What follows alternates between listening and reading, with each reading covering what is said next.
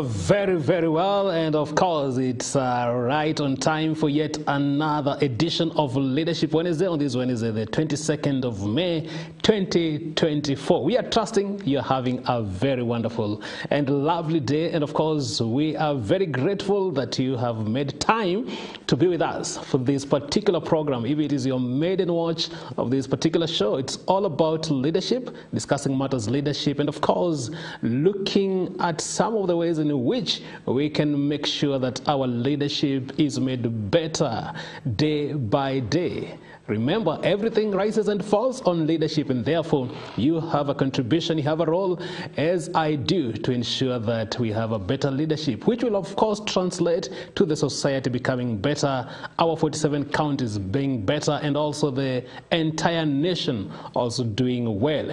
And so today, of course, you can expect another round of very robust, captivating, and also fascinating conversation on what is basically happening in the country and what we need to find out from some of these highlights that we are going to have. But of course, I'm not alone. I'm also with my colleague, Paul Kagi. It's good to see you. Good morning. Yes, very good morning, Mangicho. It's a very fine and bright Wednesday morning, and we thank God for this day. And we are here once again, dear viewer, to give our insights on various matters affecting our nation, be locally and internationally. Paul Kagi is my name. Welcome about. Absolutely. And of course, Kagi, in a short while, you'll also be giving us some of the highlights, some of the key items that have been making headlines across this 1 week. But just to let our viewer know that today, this is a topic that we want to discuss inside President Ruto's U.S. state visit. Of course, this particular subject has really made headlines ever since Sunday when he departed for the United States of America, and it is one of the top and trending items even in the social media.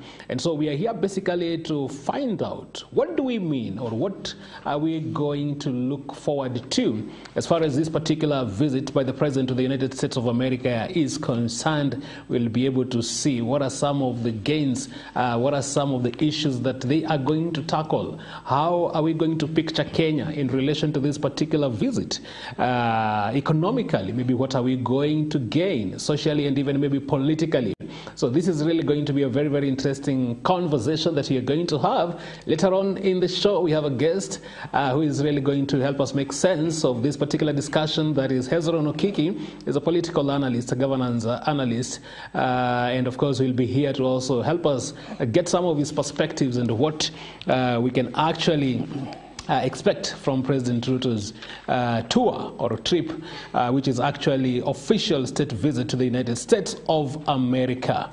We want to rope you in very, very, very much into this particular conversation, and you can feel free to also help us with your views, your feelings, your opinions on our conversation. We are asking, what gains do you expect from Ruto's trip to the United States of America? What gains do you expect as a Kenyan, as a Mwananchi, as a voter, as a citizen of this particular country? What gains are you looking forward to in relation to the present trip to the United States of America? You can share them. A comment or two will be appreciated on 23814, shortcut platform 0721 105 105 for WhatsApp. You can catch us live. We are very, very much live on our Facebook page, MBCI TV. And of course, on YouTube, MBCI TV official. We'll be glad to also see what you think about this particular visit. And of course, we'll also be in a position to sample a few of those particular comments as we continue with this particular program. But of course, we also have other segments. We also have that particular segment where we bring you voices from across the streets. And of course, we had our reporter also getting into the streets, asking a few Kenyans what do they think about this particular trip. And we'll be able to hear what Kenyans are thinking about the trip or their thoughts on the same. You can look forward to know your constituency. And today, we're going to highlight a very, very interesting constituency. You can stand by for that. We have a leadership quote later on in the show. So it is full pack. And of course, we promise you will enjoy. But first things first, before we get get into the nitty-gritties, Kagi, some other items that have been hitting the headlines? Yes, and of course today we are going to start with the matters education. One of the issues that is coming up, there are two. One of them is the placement of our students through the CUSPs. And then there is the issue of the JSS trainers who have been boycotting their duties because they are demanding for the establishment of their payslips by the government, but there has not been any communication from the Ministry of Education. But one thing is coming up here in our dailies today is that over 500,000 Miss University and college slots.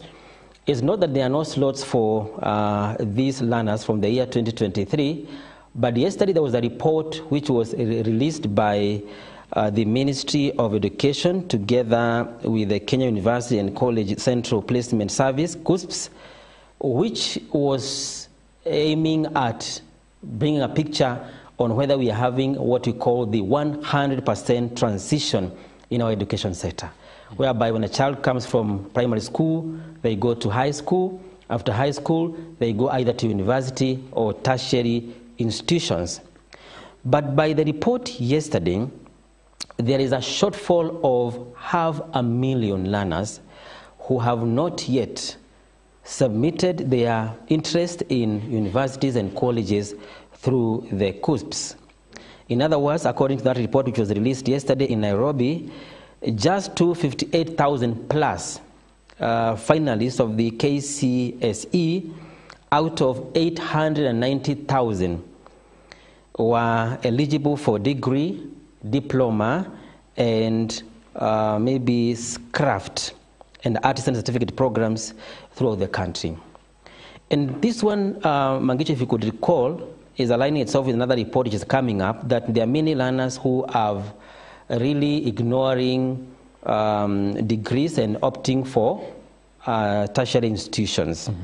And of course, it is a wake-up call because the program of the government is being jeopardized by the transition. And we're wondering why are many learners not registering themselves for the program.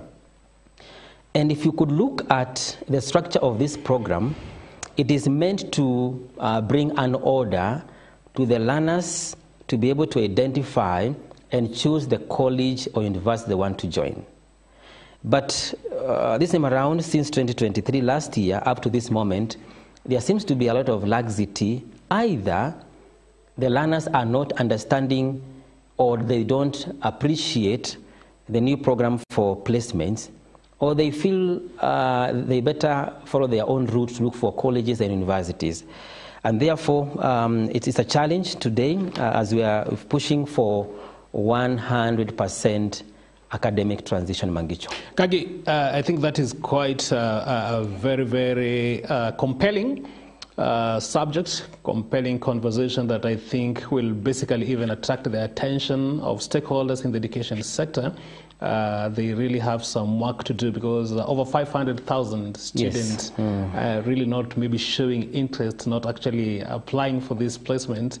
It basically means there is something that is really happening. And of course, Kagi, I know we had talked about this, and I know in one of our programs we are also going maybe to have this particular conversation. Yes. Because we are seeing some very, very major shifting trend in as far as degree programs vis-a-vis diploma programs are concerned. And of course, we now know that most students, even those who have actually qualified for some of these degree programs, maybe C+ and above, actually some of them even with the B+, but they are actually shunning some of these university programs and opting for diploma. I think this is something that really the Ministry of Education needs to put a lot of consideration, because then one would want to ask, where will our universities go? So does it mean that the job market, the market dynamics are now going for those who are actually doing diploma programs, or it will actually maybe be an advantage to those who have diploma certificates compared to their counterparts who are actually maybe having degree certificates. So I think it's a really major issue, and we want to really find out maybe what is it. Does it have anything maybe to do with the history that we've been seeing, maybe the records that we are having of maybe so many of some of our students in the universities, maybe who are finishing their degree programs, only for them maybe to stay for a very long time, for years, without maybe getting job opportunities. Could it maybe have contributed to maybe some of these students saying there is no any need for them maybe to take this particular program or these degree programs, because they know they're really not going maybe to get some of the job opportunities that maybe they might aspire to have. So it's a major issue, Kagi, that I think it will actually need the country to have a major conversation on. Yes, and finally, the report says that according to KUS, that the female students make up the majority of those who are placed under TVET program since the year 2020-2021, and for the universities, it is gentlemen who are mostly on that line. But also, the training that is attracting more learners here is Bachelor of Education program. You know, those who are there maybe like 10, 15 years ago, there was a time this problem was there. Not problem, but many people were willing to do Bachelor of Education. And then later on, many learners started shunning from doing Bachelor of Education. But again, we are back there, whereby you can see that there are many learners who are doing Bachelor of Education program in our university and colleges. Yes. We move on to another item, the Mount Kenya region situation, which is featuring in our dailies for the whole of this week, and it is measuring on the Deputy President. But even without going deeper into the political area of the situation, we can talk about the 1 man, the 1 shilling, 1 vote proposal, which was really introduced by the Deputy President later 2 weeks ago. But it has really picked a lot of debate throughout the country, whereby most members of the Mount Kenya region are pushing for the 1 man, 1 vote, 1 shilling. But other regions are totally against that formula of equitable sharing of our resources. And especially the regions whereby, in fact, yesterday they were saying sharing resources are as per population. And that is what is meant by 1 man, 1 shilling, 1 vote, that you share resources as per the population. Yesterday, those who are coming from marginalized communities, they were saying if the Mount Kenya region is going to push over this formula, then we are also going to introduce our formula, which is based on geographical areas. That is landmass. 1 man, 1 shilling, 1 kilometer. It's very interesting. But my question, Mangicho, has been, where are we going to change these laws? Is it through Parliament? Is it through the Cabinet? Or where? Because at the end of the day, if you want to change this law of allocation of our resources, there must be a place where we are going to change these laws or make this one a lawful. Absolutely. Yes. And there was a threat by the Kenya Kwanza team from Mount Kenya. If they are not going to be assisted to adopt this formula, they are not even ready to support the 2024 finance bill. So away from that, the issue of 1 man, 1 shilling is really taking shape in Mount Kenya region, and also the politics behind the Deputy President Rigathi Gachagua's alleged isolations. Sure, Kagi, yeah. And I think you talked about that particular subject, I think, last Wednesday, and it seems it is still really eliciting mixed reactions, and it's like the Deputy President has actually ignited some fire on it. How it ends. But one thing that maybe might be unfortunate is when maybe politicians hijack such a particular issue for their political interest. But then I think it is something that is really, it seems it might really cause a lot of tension if it is not maybe well managed. Yes. Because now when you hear the Deputy President talking about 1 man, 1 shilling, 1 vote, and then now we have the proponents of 1 man, 1 shilling, 1 kilometer. So it basically means that there is going to be push and pull as far as this particular matter is concerned, because on one area there are those proponents of thinking that more resources should actually be brought to those who have maybe larger numbers, but the other side of the opinion that yes, we might not be having these large numbers, but look maybe at how maybe our geographical location is. Maybe from one particular school to the other one, it takes a or it takes a lot of time maybe to reach the other position, or maybe the other location. And when you hear both sides, at least you can actually see they have some sense. So what maybe we need to do is to find out where can we strike a balance, how maybe do we reach consensus.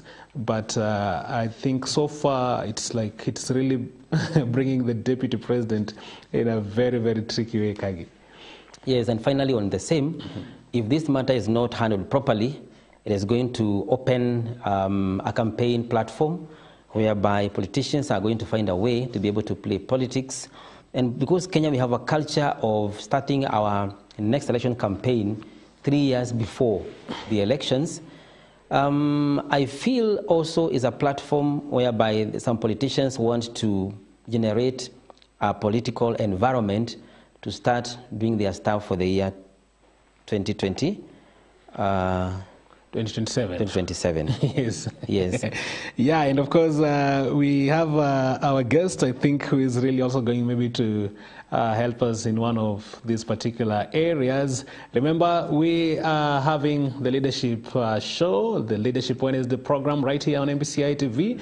Our main area of focus today is the Ruto's, or President Ruto's state visit to the United States of America. Of course, started the official state visit on Monday after departing on Sunday, and of course I think culminating maybe on some activities by Friday.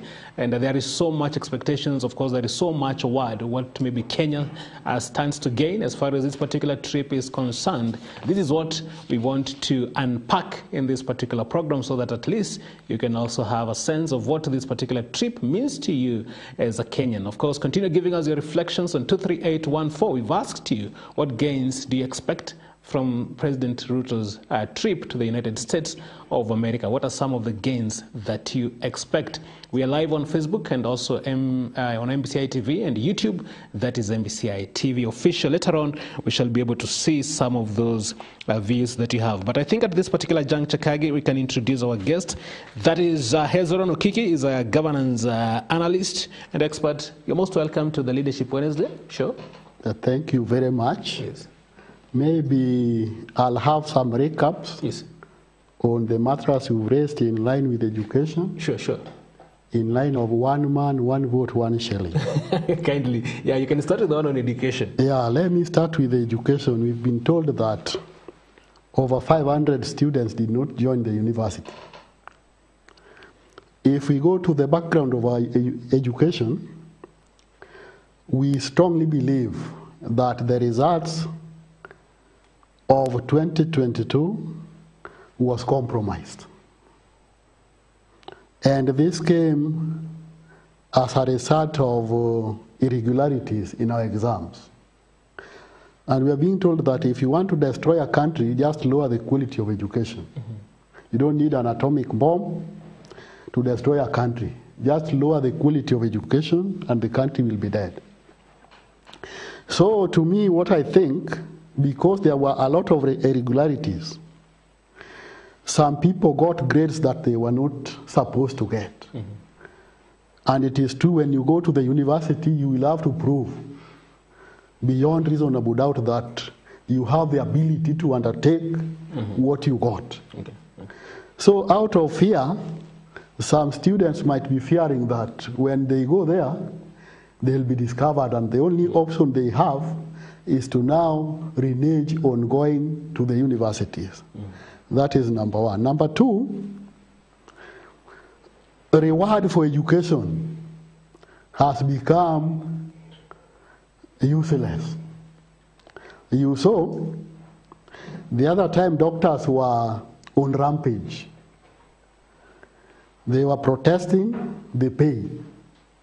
That is to say, a parent uses all the resources he or she has to educate the student in line with the doctorate. It takes 7 years to be a doctor. That is training. And out of 7 years where the parent has used all the resources to model this student to become a doctor, the only reward this person gets, probably before then it was 206,000. But now you are being told it is 70,000. And if they remove the taxes, it comes to 49,000. Surely, do you need to use all the resources to pump in to develop this doctor? Then in the long run, you are being told you are not going to get 49,000. While the quacks, we know our MPs, some cannot even write their names. They don't have any qualifications. But when it comes to the rewards, you find an MP is earning about 1.7 million. He has totally nothing. He don't contribute to parliament. There is no value he's adding, but he's earning 1.7 million. And again, in addition to 1.7 million, they also cut deals. Like, for example, the CDF aspect is purely for MPs. It is purely for MPs. So, if a quack, we are not rewarding some of our professions. If a quack can earn more than a qualified person, then will people really see the value of education? They will say, with all this education, I am useless. And people will start despising you, and they despise education that even if I go to school, it will not be of any value to me. But there is also the angle, Kiki, of majority of these students opting for diploma programs as compared to degree. Now, does it really show anything you see, to do with in the university, yes, it is a program it is a rush program. You don't go into details. But the TVET and the college, that is now you undertake something that you can do without even being employed. It is you now create your own path. You are developed to an extent you can do your own things. But in the university, they know it is a white-collar job. Once I graduate, I will have to seek employment from elsewhere. So there goes the question: are we having shifts in our market trends in our job market? Yeah, there is a big shift. There's a big shift. Because what I've explained, if it cannot reward, then why should I venture into it? Okay. And I think it is high time we need to reevaluate and check on how to revamp our education system so that at least we can see the value of education. Wow. The issue of 100% transition, which is being pushed by the government hard to ensure that there's no child who is missing education throughout the all levels. What is your own observation? Because it's like now most of them are getting lost at this particular stage. I think it is easier said than done because the government should budget for its people.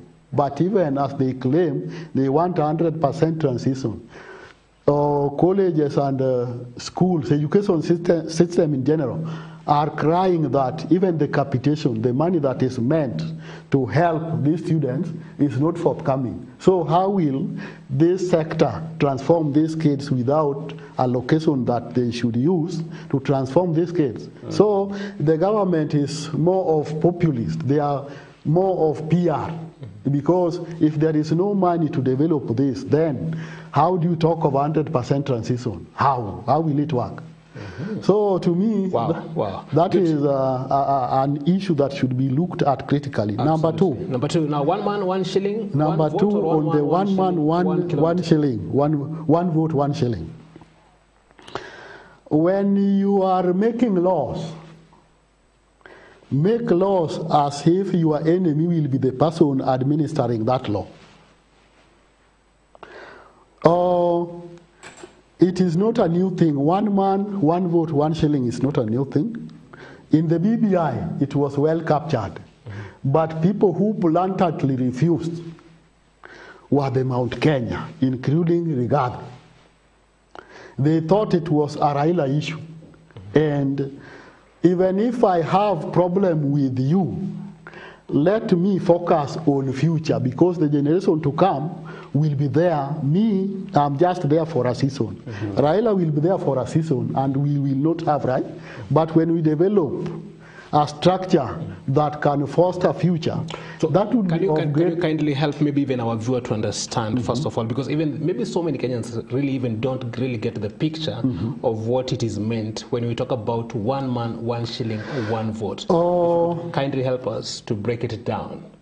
You find, for example, Nakuru West, we have a population of 110,000 voters. When you go to Gilgil, it is 148,000 voters. So we have lesser number. The smaller the population, they should get small amount because their population is small. That is money is now to do with like CDF? Yeah. Allocation should be in line with the population, because if we are few and the allocation is universal, that is to say a population of 110,000 people gets 180 million. A population of 150 people gets 80 million. Is it just? It is not just, because others will get more, others are getting less, but the same platform should prevail. So to me, the 1 man, 1 shilling, 1 vote is very okay. But again, it is tricky. Why? We have had past injustices where other regions were favored in terms of development and other things. Others were marginalized. So, if we again go in that direction, the people who are marginalized will again suffer, because we must move as a team. And what do you make of 1 man, 1 shilling, 1 kilometer? 1 man, 1 shilling, 1 man, 1? 1 shilling. That is very okay. But again, what do you bring on table? It might be 1 man, 1 shilling, but you are not generating anything to bring on table to justify that you are.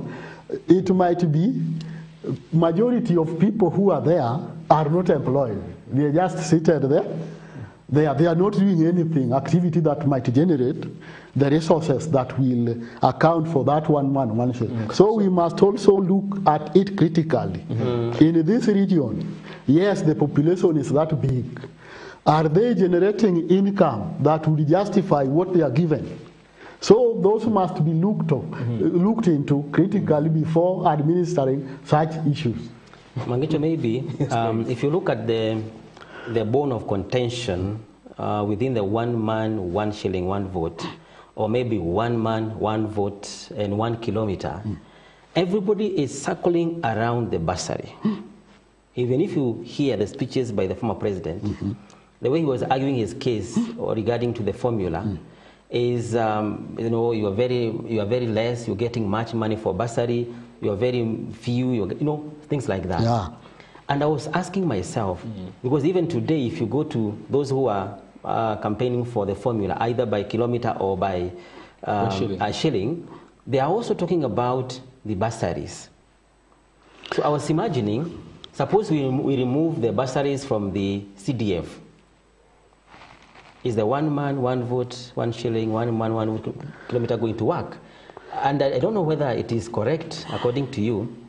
Why does the government itself remove the education sponsorship under the CDF, because that is where much of the money goes through the CDF, and takes it to the Ministry of Education and to fund education independently and remove the story of CDF with bursaries, because everybody comes to CDF to MPs talk about bursaries.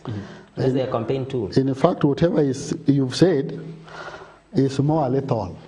Okay. Just before you pick up on that point, my director is telling me that we can just take a short break. And then when we come back, of course, you can pick up on that. Even now, as we come from the break, we'll get now into the heart and soul of our conversation, which is inside President Ruto's state visit to the United States of America. That is coming right after this short break. Don't go far away.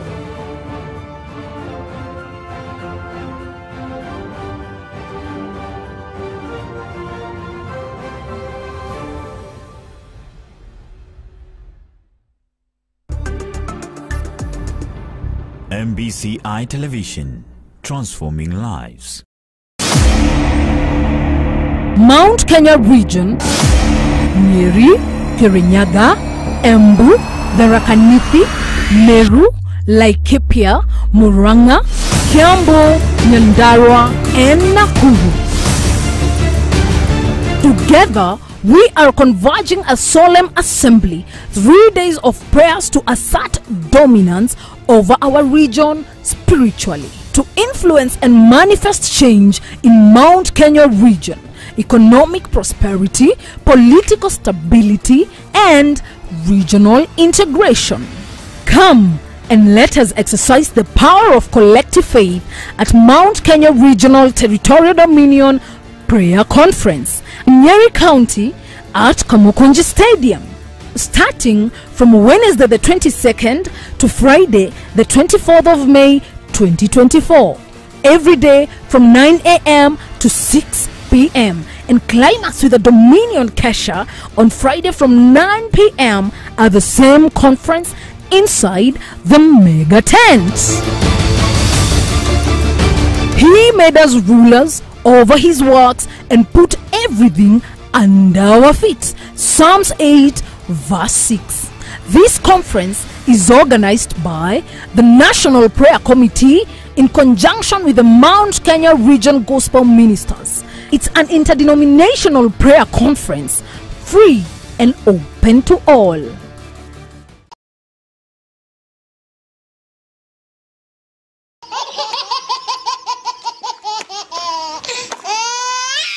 Panda shuka ni kwa kizungu? Stand. What? Stand and wake. Stand and wake.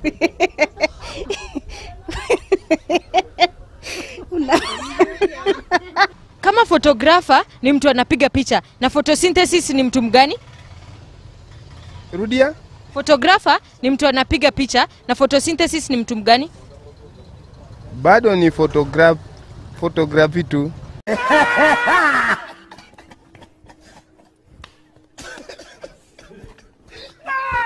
Asiyesikia la mwadhini? Asikia la mwadhini ni vunja guu. Ni vunja guu. Shoot shot, rudia mara tatu mbio mbio. Shoot shot, shoot shot, shoot shot, shot. Shoot shot, shoot shot, shoot shot, shot.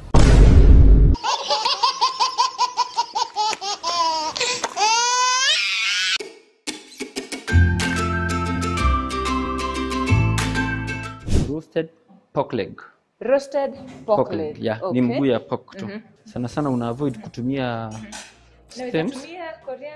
Pia coriander, kama uko na coriander unaweza include, lakini kwa chimichurri ni parsley. Pia unaweza combine na coriander. Okay. Alafu tutaongeza oregano na olive oil, chili na black pepper na salt.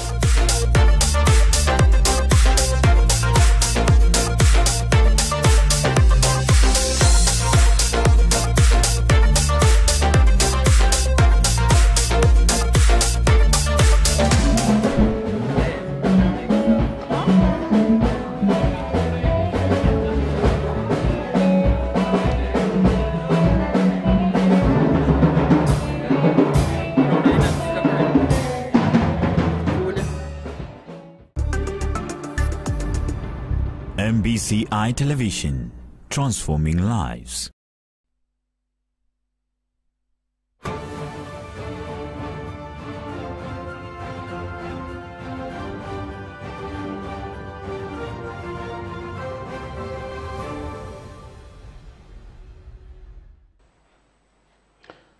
Welcome back, and we are still very, very grateful that wherever you are, you're keeping us company on Leadership Wednesday program right here on your favorite channel, MBCI TV. Now, we are getting into our main focus of today's conversation.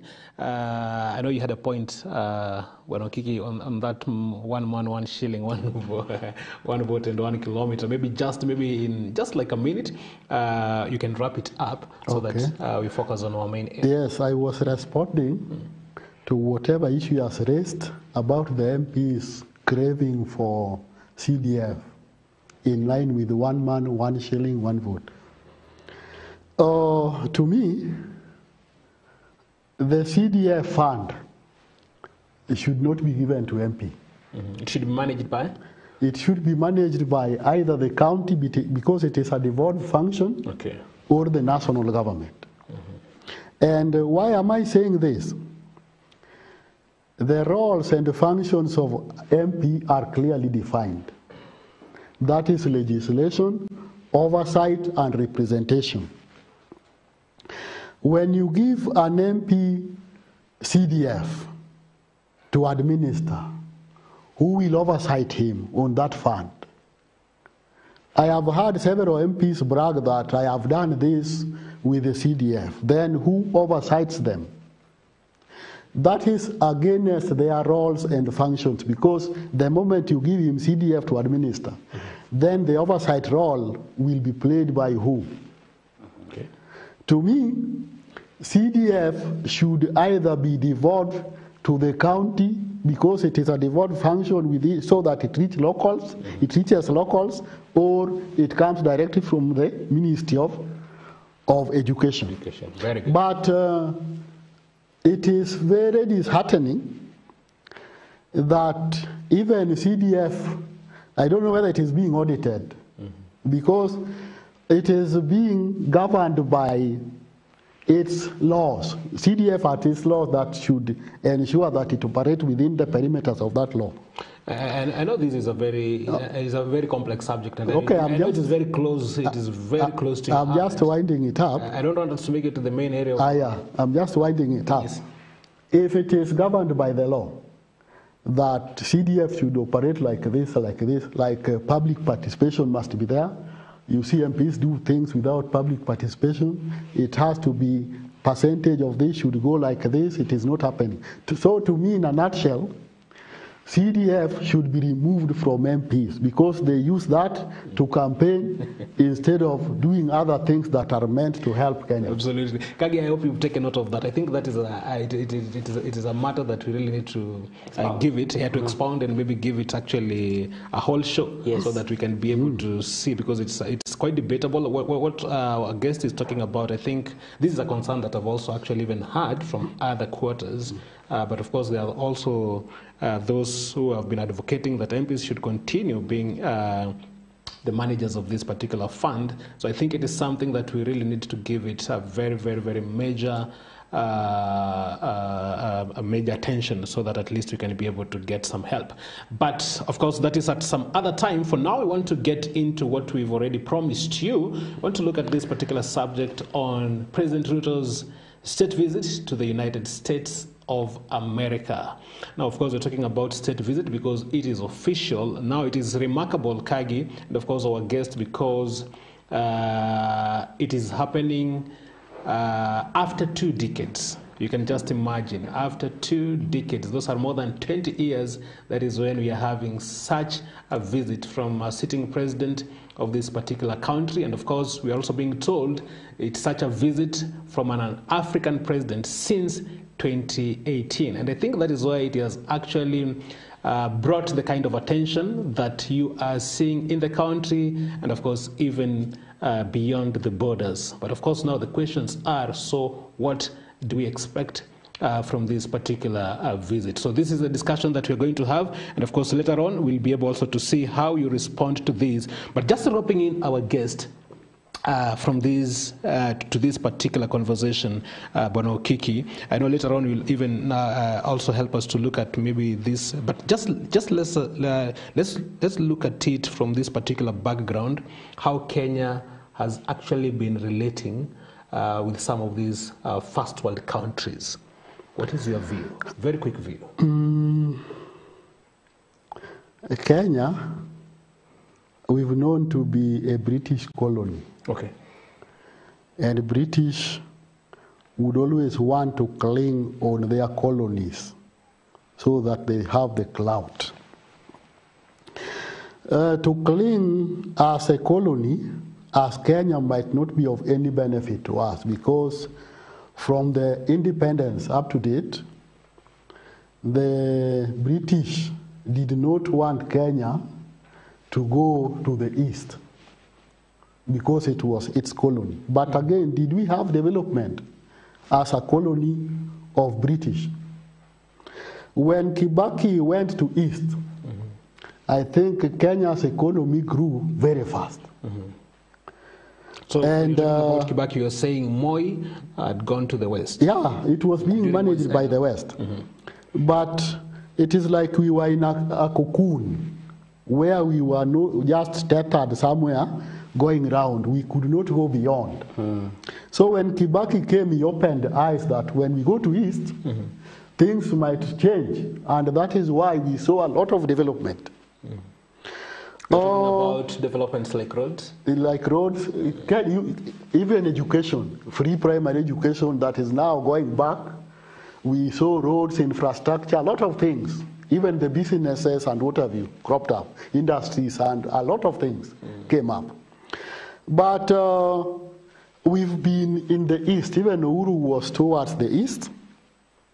And I think the West have been craving to get a person who can lean on their side so that they can be able to come back to Kenya and manage Kenya. But I would advocate that if we are independent, even if we were a colony, but then Kenya got its independent in 1963.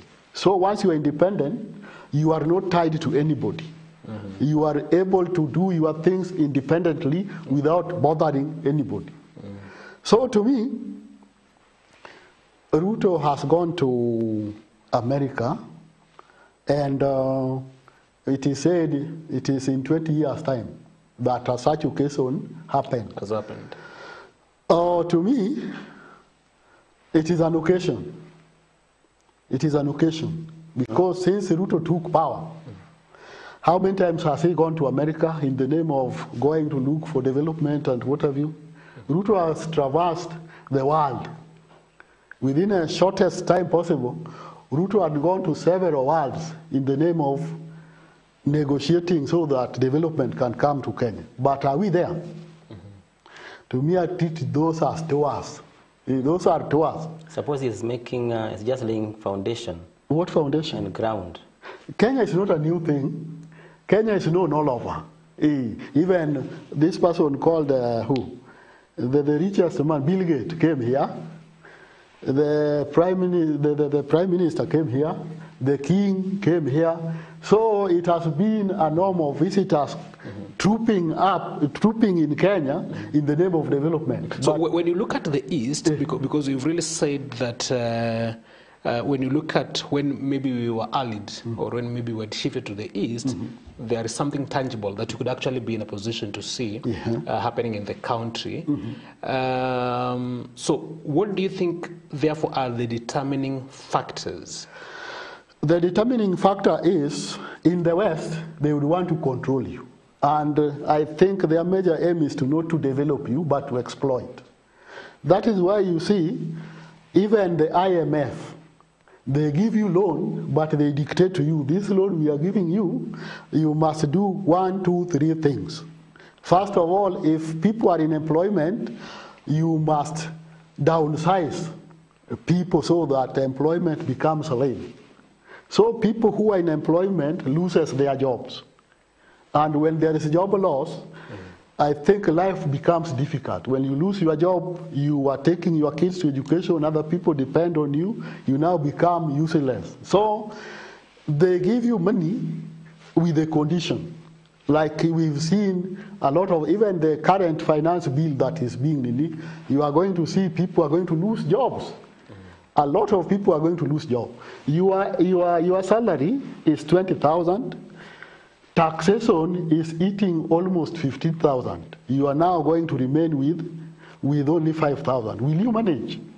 So such conditions from the West makes Kenya more poorer than any other. So to me, if Kenya attained its independence, let us not talk of that we must be aligned to West. Anything we want is West. And we have the history. When we were in the West, we were languishing in poverty and people were lamenting all of us.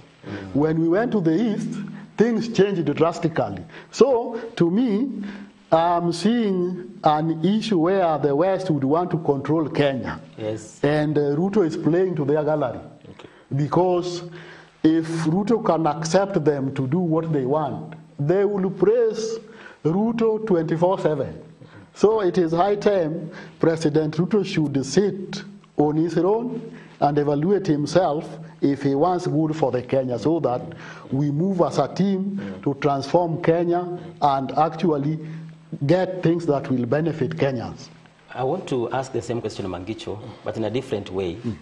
The way you have answered is that you're answering it from the maybe western or eastern side.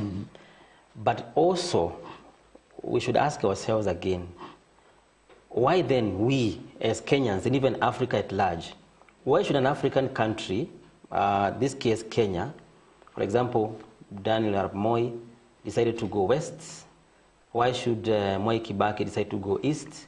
Why should Uhuru decide to go east? And why Ruto now is warming up to west? From where we sit as Kenyans, why should we warm either to the west and to the east? Yeah, that's a very good question, Kagi. I think our guest can actually respond to that, but my director is telling me, because we also have our reporter who went to the streets and, of course, interacted with Kenyans, still on the same subject. We want to find out what are the expectations, what are the thoughts of Kenyans on this very, very important trip, state visit that the president has made to the United States of America. And, of course, Kenyans responded, and here is their take.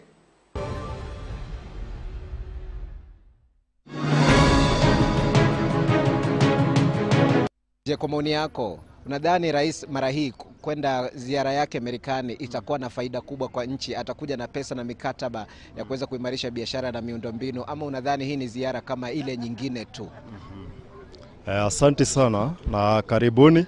Kulingana na swali hilo, ni kweli rais ameenda Amerika, na nafikiri italete manufaa, kwa maana tunajua kwamba uhusiano kati ya Kenya na Amerika tukikumbuka ya kwamba ni superpower, yaweza kuleta maendeleo kwa nchi, ila kuna jambo ambalo sijui sana kama litaleta mabadiliko, ila naamini rais ameenda kwa ajili ya wananchi, ili maisha angalau hiyo afadhali, kwa sababu kama tunavyotazama mambo si mazuri kwa upande wangu, lakini tuna matarajio ya kwamba muda unapozidi kusonga na anapozidi kukua Amerika, huenda akalete maendeleo na mabadiliko hasa kwa wananchi wa chini. Je, unadhani rais anapendelea Rais Uhuru Kenyatta alikuwa anapendelea China sana, na Rais William Ruto tumemwona anaenda Amerika. Unadhani ni kwa nini Ruto anapendelea Amerika kuliko China? Jambo la kwanza ni kwamba kulingana na maoni yangu, rais hapendi sana mambo ya deni. Kulingana na hotuba yake tumesikia mara kwa mara akisema hakupendelea jinsi nchi iliweza kutokomea katika deni. Kwa hivyo nafikiri apendelei sana mambo ya China, ili asije akaingia kwenye majaribu ya deni, ila anataka nchi ambayo yaweza kumsaidia kimashauri na hata kuweza kujiendeleza kwa ajili ya kujifunza mambo mbalimbali katika nchi ambayo ni yenye nguvu duniani. Sasa hapo kila ambao naweza sema upande ule wa Uingereza, yeye mwenyewe naona ni kama anaelewa kila ambao anaendea Uingereza. Sababu Uingereza hata kama wanampa msaada ile aina gani, Amerikani ameenda ya Amerikani, na ndio hiyo hata akirudi anakuja na nyamaza. Tunafaidika na nini? Sisi hatuna lolote ambao tunafaidika nalo. Bali sisi tuko tu pale pale. Uchumbe wangu kwa hata wakati huu akienda kuja na mazuri, tuone mabadiliko, watu wenye wako chini tumeinuka ama tumepatirika. Ndio hiyo. Sababu wingi wa vitu inatoka Uingereza, inatoka Ujerumani, inatoka huko ngambo. Sasa akitoa huko inakuja inapotelea kwa mifuko ya babu wenyenye, tutafaidika na nini? sisi watu wa chini. Hakuna kitu tutafaidika naye. Lakini akikuja tupatrishe, tuone kama mabadiliko iko, hata tunaweza ongezea miaka 5. Lakini kama tutaona tumelemewa bado tuko pale, miaka 5 hiyo hata tutamuongezea, sababu hata kura yangu sitampea.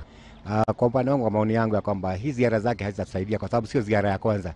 Ameenda ziara nyingi, na baada ya kutoka kule ng'ambo na kurudi hapa, baadaye tusaidike, anaendelea kutupinyilia na taksi zinapanda, tunaenda maisha yanaendelea kuwa magumu. Tukidhania kwamba tutakuja kusaidika, hatusaidiki. Kwa hivyo mimi, kwa maoni yangu, hizo ni ziara zake tu, amalize miaka yake 5, asherekee huko nje, aseme alitembea, hatusaidiki. Alafu kwa hii maneno ya kubadilisha kutoka China kwenda Amerika ama kwenda mahali ambapo anatafuta msaada, ni kuleta tu utofauti ya kuonesha kwamba hafanyi kama Uhuru, anafanya kivyake, lakini hakuna faida yote utapata. Bado tunaendelea kufinyika. Sasa for example, kama shule sasa tulikuwa tunapewa chakula, sasa amekuja akasema kwamba program za kupeana chakula hazipo. Kwa hivyo karo ya shule lazima zipande. Tunaendelea tu kuumia zaidi na zaidi. Mimi kwa maoni yangu, amekuwa akienda nje mara mingi, lakini akirudi hatuoni manufaa yoyote. Lakini this time round nina hope vile ameenda, ameona watu vile wanalia sana, uchumi imezorota sana. Kuna wengine hata kuweka 3 meals kwa meza ni shida. Hata majority kuweka 3 meals kwa meza ni shida. Sasa ni vizuri kama ameenda huko nje, akonside wananchi sana. Sababu tulimpigia kura tukiwa na matumaini ati atatubadilishia maisha, lakini venye tunaenda tukiendelea hata tuna regret, tunashindwa kweni tulikuwa tunajitupa. Sasa nina hope tu ati vile ameenda hivi Amerika, at least this time round ataconsider watu, isikwe tu ni tua kama hizo zingine zenye ambao amekuwa akienda na hatuoni matumaini. Hasa nikiongea mada hii ya rais kutoka nchini Kenya kuelekea upande wa Amerikani. Kwa mfano, rais ni symbol kama mzazi katika nchi ya Kenya. Na kama vile wazazi lazima kama mume ndani ya nyumba aondoke aende akatafutia watoto, hivyo ndivyo naye rais ametoka kuelekea pale Amerikani, na najua kwamba ameenda kwa sababu ya mazuri. Na akienda mahali pale, kirudi lazima atarudi na vitu ambavyo vitatusaidia sisi kama wananchi wake wa Kenya. Kwa hivyo all the best tunawish kwa president, sababu kama vile mzazi huwa anafanya bidii nyingi, hivyo pia naye president naye harari anafanya bidii, hakikisha kwamba katika kipindi alicho nacho mzimu huu amefaulu.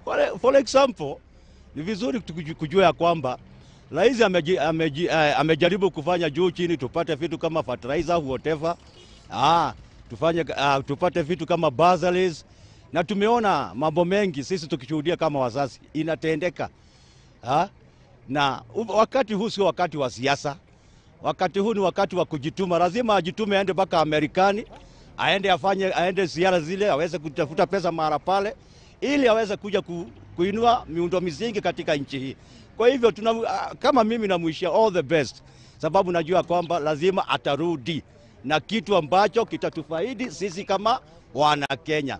Niseme ya kwamba yeye kuwa pale Amerikani, saa zingine ni vizuri kujua kwamba wakati wa uongozi wa Uhuru Kenyatta, yeye mwenyewe pengine aliona ya kwamba akielekea siasa kule Uchina, huko ndipo ataweza kupata manufaa kwa watu wake. Na kipindi ambacho tulicho nacho sio cha Uhuru Kenyatta. Hii ni serikali ambayo iko chini ya uongozi wa William Ruto, Rais William Ruto. Na hivyo akiwa pale Amerikani, for example, yeye tu ndio rais wa kwanza kualikwa kutoka Afrika kuilikia mara pale. Kwa hivyo hata ukiangalia, na hata mtu yule katika msimamo wake na ziara zake, ni mtu ambaye anayejielewa.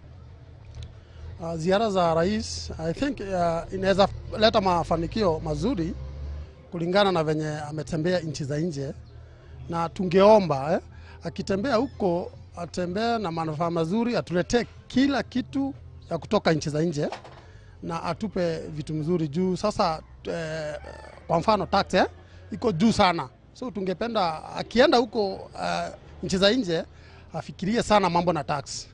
At least atuangushie vitu iwe chini na tutashukuru sana. So tungemwombea mema akienda huko arudi vizuri, na akiongea na wenye nchi za nje hizo ziara zake ziwe za manufaa kwetu. So asiende alafu atembee bure, akirudi nchi ya Kenya akuja na manufaa mzuri. la nje, hii sioni kaa kuna kitu mgeni anatuletea juu ametembea tembea, hatuoni mabadiliko. Sasa hii nchi imekuwa mbaya hivi.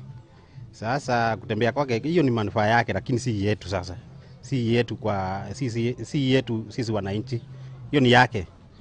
Pengine saa hii ametembea huko ni US, pengine ataleta mafanikio, lakini hatuoni kitu mzuri anatuletea sisi sote. Na kulingana na mimi hizo ziara hazina faida. Kulingana na venye nchi iko, hizo ziara hazisaidii kitu, ni kuharibu tu uchumi ya nchi. Juu venye uchumi saizi imekimbisha kila mtu, hakuna haja ya kushinda akitembea tembea. Haina faida yote. Afadhali hatua kaya tu hapa ndio tujenge uchumi hapa. Hiyo pesa ya kwenda juu ni pesa mingi, si pesa kidogo. Tuweza tu kufanya mambo yetu tu hapa Kenya. Alienda kazi ya maendeleo kuleta vitu vingine mzuri atuletee hapa Kenya. Lakini ile kitu tunaona iko juu kidogo, bado mafuta iko juu. Kuteremsha mafuta anateremsha shilingi 1.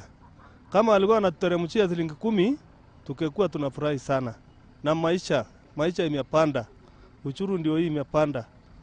Sasa sisi tunasema rais atusaidie kwa hiyo uchuru, atuteremshie kidogo ama mafuta ateremshe. Paul and Mangicho, those are the opinions of citizens across the country as they continue to traverse across the country and hear what do Kenyans have to say about the state of the nation. You've had quite a number of a mixture of reactions from citizens here where we have visited them, and they have given us quite a variety of versions of how they feel the president is taking the country and the trajectory the country is taking. Remember, the president has left the country for an official state visit into the United States of America, and everybody is expecting that goodies are on the way coming. However, some think that this is just like any other trip to the foreign country and there is no benefit. However, there are those that have called upon the president, if there will be any goodies that would come across or come along with him,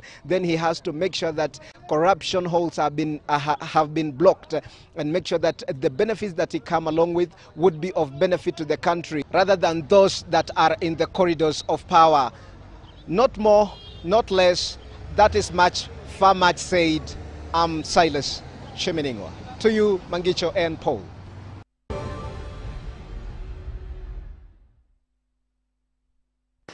That's very commendable, Silas Cheminingwa.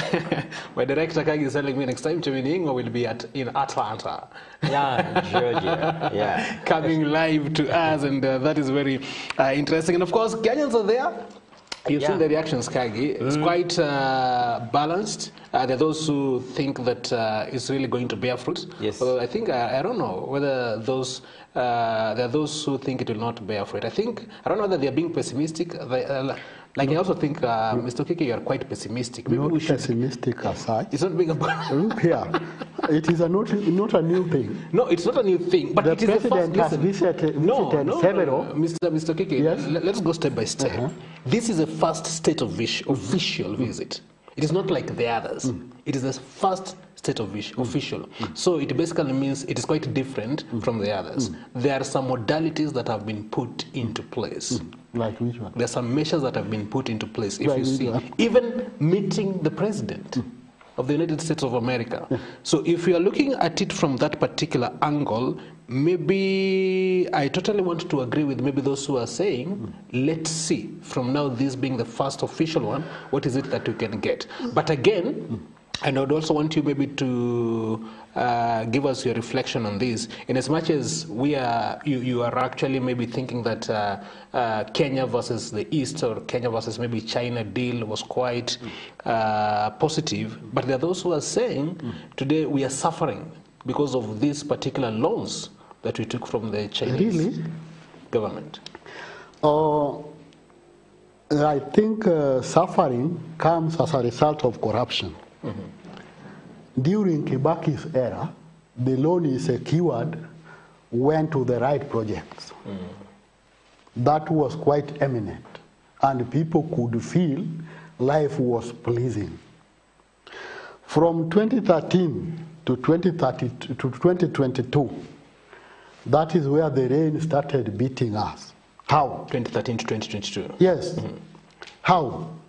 Kibaki had put in place programs that were to run the country and even estimated the cost of certain projects which were to be undertaken. Among them were SGR, which was to cost 150 billion.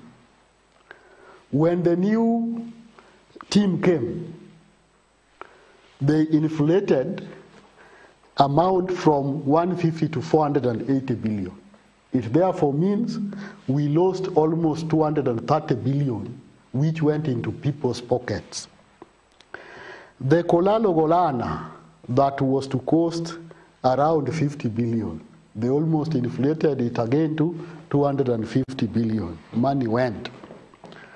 The corruptions like Aror Kimarer, that were to help generate money, went to people's pockets and the program stalled. The NYS that went with billions, that was to help Kenyans with the programs that would make people get jobs. Well, in fact, among the money that was secured, very little was used to undertake what we call development. And once the money is stolen, people tend to keep that money, so it is not in circulation. Already in the record, money has come to help people, but a few are keeping the money. So even circulation of the money is not there. People are suffering. So let us not say that the loans that were secured are the ones that are making people suffer. If it were used prudently, like Kibaki used it, Kenya would be in another stage. But because we know they are thieves and looters, they are the people who have made Kenya's life difficult. So let us not talk of how the loans are making us. The people who are looting the money that is meant for development are the ones making Kenyans now suffer. And if loan is secured, even I've heard someone talk of President Ruto is not interested in securing loans. From the time Ruto entered up to date, the loans Ruto has secured are more than even what Uhuru secured in 5 years. So what are we saying? It is easier said than done. He is saying, I don't want loan, but when we go to records, he has secured this, he has secured this, and what is the benefit of the loan that he has secured? Let us be honest. Number one thing we have to fight is corruption. Corruption, sure. If we fight corruption, then Kenya will transform. But even if you go get money and it comes to people's pockets, will it really help Kenya? We are saying, we are comparing Kenya now with these other local countries. The Rwanda, Kenya's economy was far much ahead of Rwanda. But as now, Kenyans are migrating to go to Rwanda to seek job opportunities. In fact, Rwanda is now having, even the international community are coming to Rwanda. While Kenya, the government uses a lot of money to train people, but after training, they fly to other countries to get job opportunities. Other people say economy of Kenya is bad, and they compare even Kenya with other countries. Your income in Kenya, average income, could be 20,000 or 10. America, average income is 240,000. Do you compare these two? And you say even America, they are paying higher taxes. You pay tax, but you get more. Kenya, you pay high tax, you get little. Do you compare those two countries?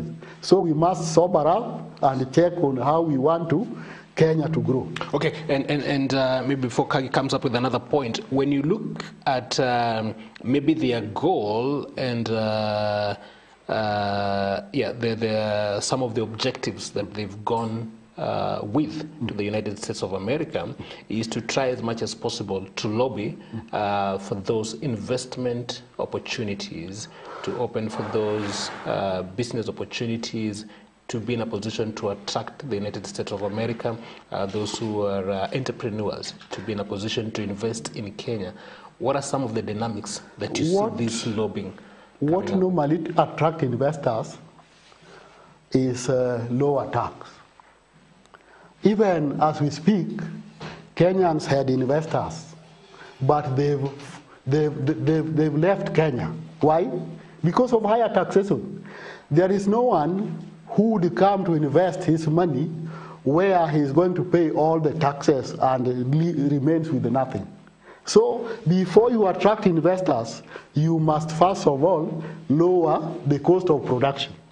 And this would mean you must what? Lower taxes. But if you increase taxes, who will come to invest? See, we had the investors. They've disappeared because of higher taxation. So why do you chase this one? You go look for the other one to come, yet the problem that makes these people to disappear is still there. Correct the mistake first, lower the cost of production, lower the taxes, so that investors will come and see the sense of investing. Create job opportunities. Hey, how, if you are chasing people from the market, there is no job opportunities where people are flying the country. Even the president himself is saying he is helping people to secure a job from other countries instead of helping to create jobs so that other people come to help develop the country. So there is a lot. We must come back to our senses and check on how we develop Kenya. To me, the investors will not come if the taxation rate is high. And interesting about the investors is that if when you look at most of these investors, most of them come from overseas. We don't talk much about the domestic investors, is that it's very interesting that to them, from their own countries, there are high taxes, whether they are business operational or maybe personal or private taxes that you pay to the government. But I don't see the sense when they come, when we try to maybe adjust our taxes, they don't want to participate. But when you go back to their countries, they're even highly taxed. But when they come to us, when we add taxes, they say that it is too much. Let me add on what you are saying. They pay high taxes and they get the services for their taxes, value for their taxes.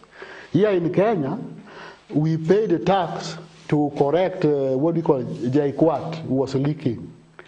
We paid around 700 and something million to correct them. Just the other day, it was worse than even before.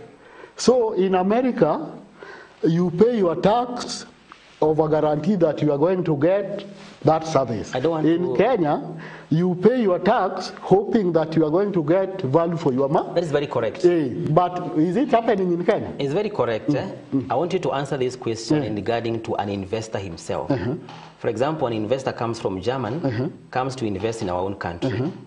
And when they come, when the government adjusts the tax, they complain the tax is too much for them for business operation. But if you look back in their homes, the businesses or the investors in their own countries, they are far much taxed in their businesses. But when they come, they want to remain the same level with us here. Okay, it's like you are not getting what I'm saying. When they are in Germany, you are talking about. Yes. The services that the government should be offering them, in line with the taxes they pay, is there. They get the services they want. In Kenya, you pay tax for road maintenance. Just for example, I want to let you understand. In Kenya, when I want to import a car, you will get in Japan, a car costs 800,000. When I import that car, the KRA taxation, the cost of the vehicle will go up to 2 million. A tax of almost 1.2 million is paid. When I pay this tax, again, I'm being told that another tax is on the offing, that I'll be paying 2.5% value of that car on annual basis. Yet I paid taxation when the vehicle was coming. What is this for? For road maintenance. In the road maintenance, there is what we call fuel maintenance levy, ya barabara. If I go to fuel my car, I pay the road maintenance fuel levy. Then why should I now be taxed 3 times? Is it proper? Is it really proper?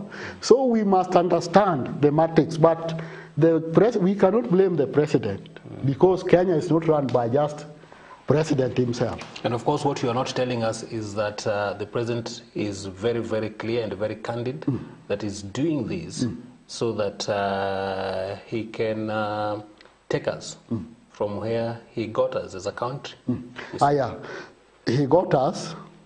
It is now almost 2 years since he took us from where he found us. And he should not talk of he took us because he was part and parcel of the previous regime. So let him not say that he got us from somewhere. He was part and parcel. The deputy president from 2013 to 2022 was President William Samoei. But of course, so he is not a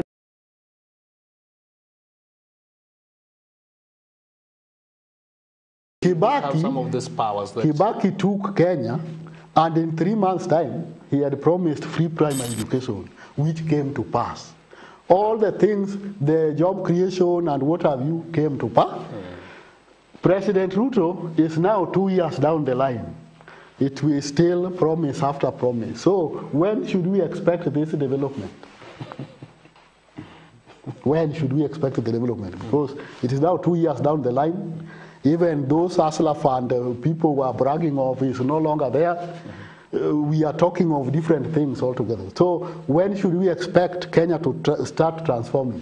When should you expect? It happens after every election. If you look at our history, I don't know whether it is the way government is being run or the culture.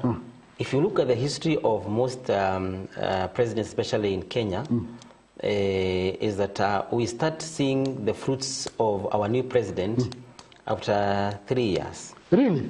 Yes. For Kibaki, it was 3 months. And number two, let me ask you a question.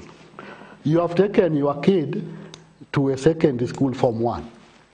Do you start evaluating the kids after Form 4? You wait for him to get an A, or the progress is checked on from Form 1? Yes. From Form 1, Term 1, they are given cards. You don't think they can the child has gotten E. They can surprise you at cases? No, there is no surprise. Here we must check on the progress. So don't tell me after 5 years we will see. We start evaluating from the day you start your education. Let's go back to the US and Kenya relations and the president's tour.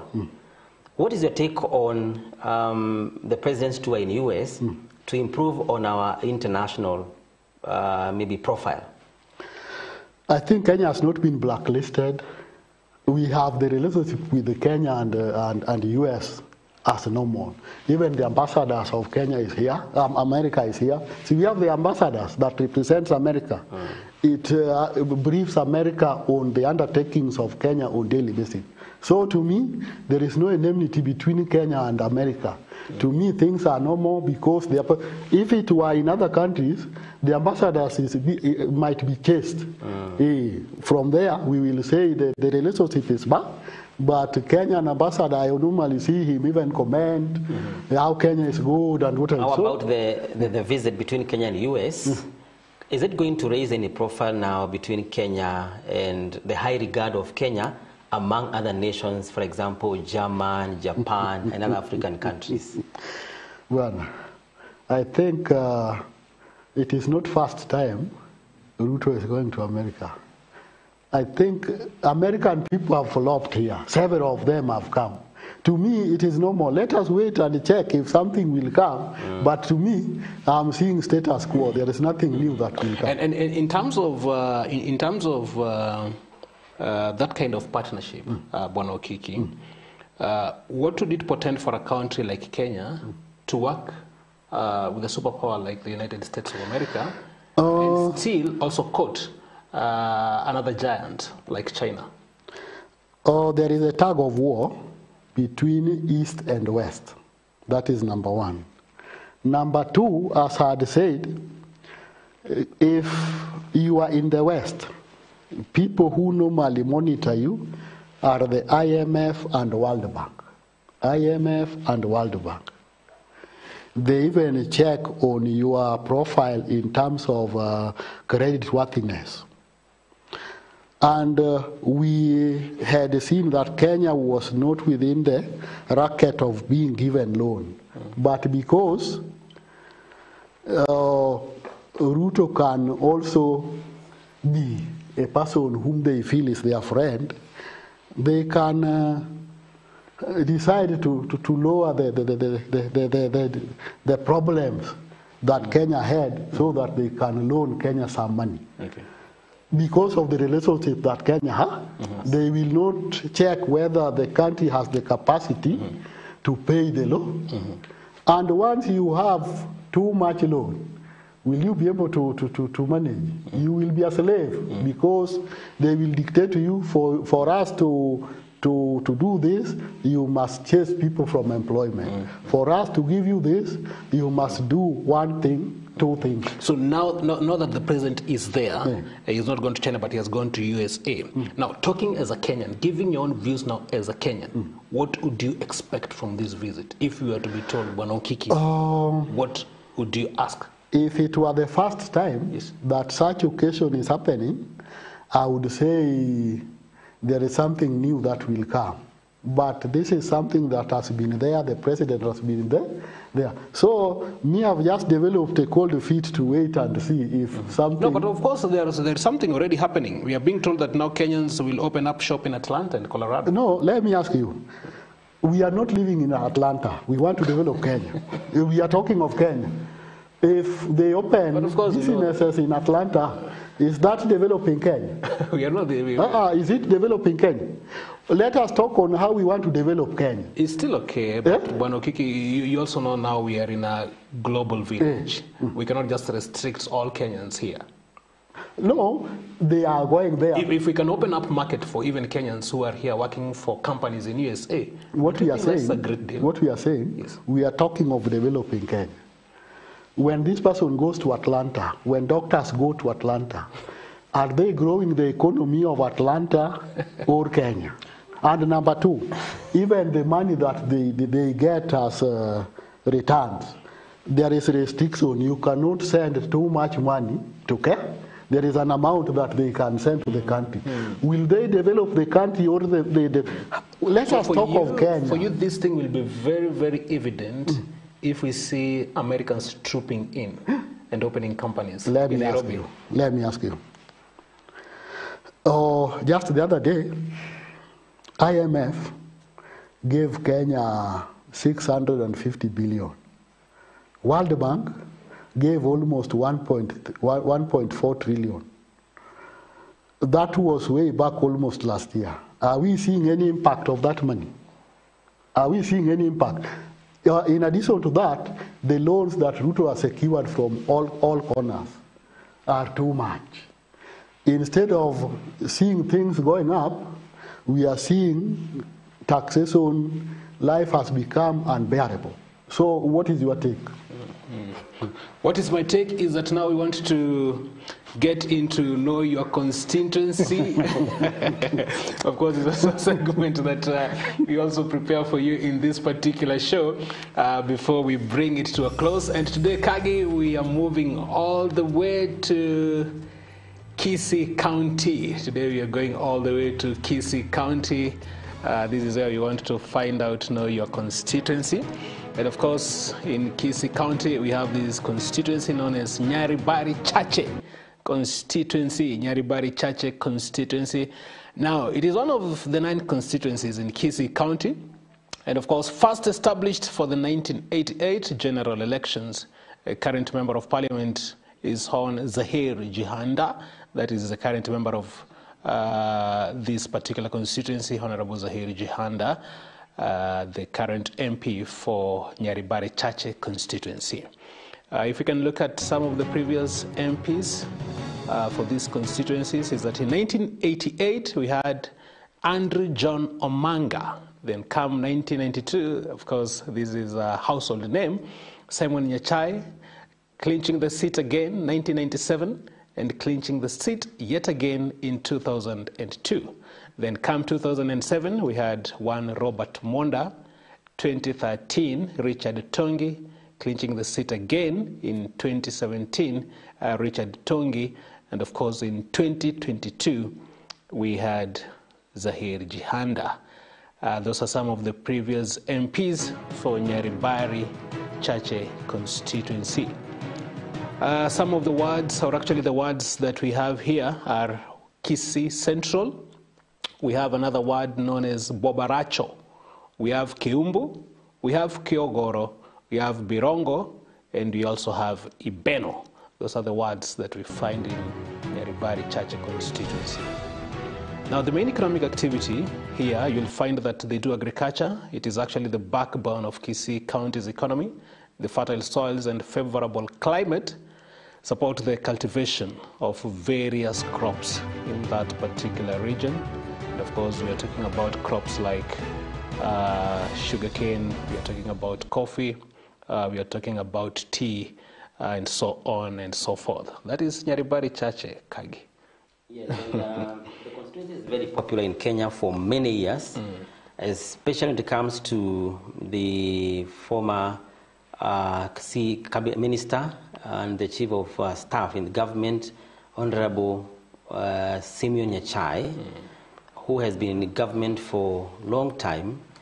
He was there for 3 consecutive terms. Sure. And also Andrew Omanga has also been very prominent in our politics, but someone who really features a lot is Simeon Nyachai, who was both in politics, and before even he retired from politics, was in the provincial administration. Sure. You remember? So it's both in politics and also in the civil service. Yes. Yeah. And of course, Simeon Nyachai, you can remember that initially was KANU, but I think he is also the pioneer of Ford people. Yes. Okiki, what can you say about Nyaribari constituency? Nyaribari constituency, I'll talk of only 2 people. Yes. That is Simon Nyachai and Monda. Robert Monda. Simon Nyachai was the Kisii kingpin. The Kisii kingpin. The Kisii nation. The Kisii nation believed would listen to him. That was their undisputed leader. And politics at times is very unjust. If you don't align yourself with the political terrains, whether you are a kingpin, whether you are what, you will be swept. And so this was eminent in 2007 when Monda was not known by anybody, and they contested with Nyachai and he defeated the kingpin because of the political terrains. Yeah. So in Kenya, it is not about who you are. It is about the wave. Yes. If you align yourself with the wave, even if you have no muscles, you will find yourself defeating the giant. So that is how Nyachai was defeated, and that is how his political mightiness ended. Wow. Okay, and now we take you to our leadership quote. Our leadership quote for today, of course, that segment that we also have a quote. As far as leadership is concerned, today we are coming very, very much close in Africa. And we have this Kagi: action without thought is empty. And thought without action is blind. This is Kwame Nkrumah. Action without thought is empty. And thought without action is blind. The former president of Ghana, you must take a deep thought and reflection on what you want to do. As simple as that. Because you can take an action without even reflecting on anything, and you're going to make a very unpopular mistake. Unpopular, Okay. I think they are intertwined. Yes. That is to say, for any action you undertake, you must think of it first. Its repercussion. So do not just do something without knowing its repercussion. You have to think before you undertake, because it might destroy you or it might build you. Okay. And you don't think our leaders are... Kenya. Before they take... They don't know about this quote. Hezron Okiki is a governance analyst and also a political figure in the country. We appreciate your time so much for your insights on this very, very interesting conversation and subject. Of course, we are looking forward. It's still in the early days. Of course, when they come back from that particular trip, by the way, we didn't get your opinion on the cost of the trip, the cost of the jet, but maybe we'll ask you next time. Yeah, because that is also part of the conversation that Kenyans are doing. But of course, we are here to also check and find out some of the lasting or some of actually the advantages and the benefits that we are actually going to get from this particular trip. On behalf of the entire team that has made this a success for today, my name is Mangicho Mola. Enjoy the rest of your viewing. Yes, my name is Paul Kagi. I want to thank you for finding time to watch our program. I'm wishing you a blessed day ahead.